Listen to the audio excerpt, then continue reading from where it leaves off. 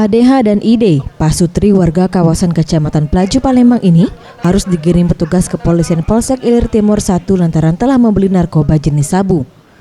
Keduanya diringkus petugas reskrim di Jalan Ali Gadmir, Kecamatan Ilir Timur 1 saat keduanya hendak pulang ke rumah usai membeli barang haram di kawasan 13 Ilir.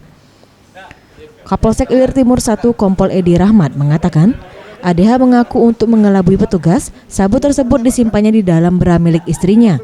Kendati demikian, kedok Pasutri ini tetap saja terbongkar setelah polisi wanita yang melakukan penggeledahan di tubuh istrinya, sedangkan dirinya telah menyimpan senjata tajam yang diselipkan di pinggang pelaku.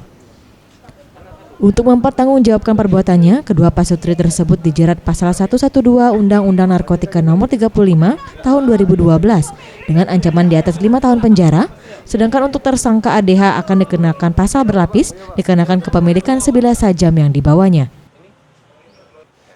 Jadi dari proses penangkapan untuk yang suami istri ini kita tangkap di kendaraan pada saat dia telah membeli sabu ya, dan sabu itu dia masukkan ke dalam BH istri ya untuk mengelabui petugas.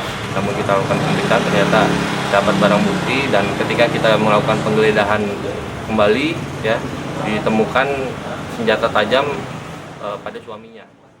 Tim Liputan Sriwijaya TV.